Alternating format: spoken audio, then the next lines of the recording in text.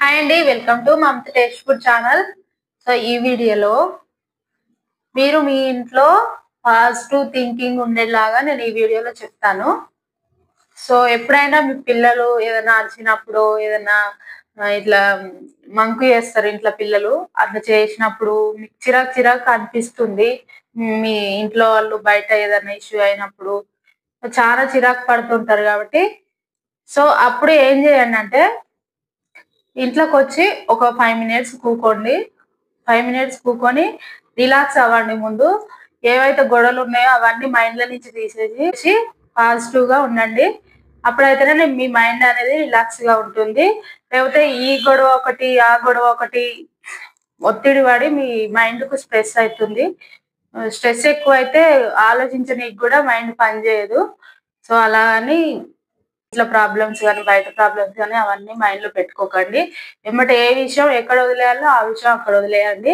Positive thinking గా ఆలోచించాలి. ఎప్పుడైనా నెగిటివ్ థింకింగ్ ఆలోచిస్తే మైండ్ ఖరాబ్ అవుతుంది. సో అది ఏ విషయం అయినా, పిల్లల విషయాల్లో అయినా, పెద్దవాళ్ళ విషయంలో అయినా, సో అలా ఆలోచించండి.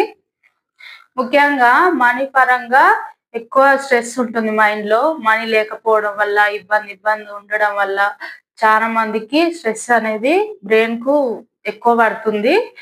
సో వాళ్ళు ఏం చేయాలంటే ఎప్పుడైనా పాజిటివ్ థింకింగ్, ఇవాళ కాకపోతే మనీ రేపు వస్తే అనే పాజిటివ్ థింకింగ్ లా ఆలోచించాలి.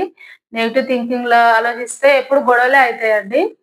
సో ఈ రోజు ఉన్న గొడవ రేపు ఉండదు, రేపు ఉన్న గొడవ ఈ రోజు ఉండదు. కాబట్టి ఎప్పుడైనా పాజిటివ్ థింకింగ్ లో ఆలోచిస్తే అది మనీ లేకపోయినా కూడా సంతోషంగా ఉంటారు, ఇంట్లో పాజిటివ్ గా ఉంటారు. సో నెగిటివ్ మైండ్ ఎవరికైతే ఉంటుందో వాళ్ళ ఇంట్లో మొత్తం ఎప్పుడు గొడవలాగానే ఉంటది.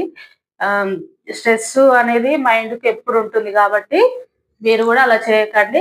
సో నేను ఇలా చేశాను. నేను ఫస్ట్ స్టార్టింగ్ లో ఉన్నప్పుడు కూడా నాకు ఇంట్లో ప్రాబ్లమ్స్ కానీ బయట ప్రాబ్లమ్స్ కానీ ఎక్కువ ఒత్తిడి మైండ్ కి అనేది స్ట్రెస్ ఎక్కువ ఉండే.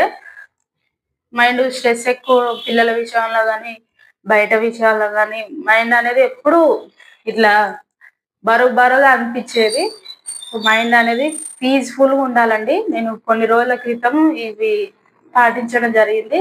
సో ఇలా నా మైండ్ ఎందుకు ఉంటుంది ఇంత ఎప్పుడు స్ట్రెస్ ఎందుకు ఫీల్ అవుతున్నానంటే, నేను ప్రతి విషయం మైండ్ లో పెట్టుకుంటున్నా.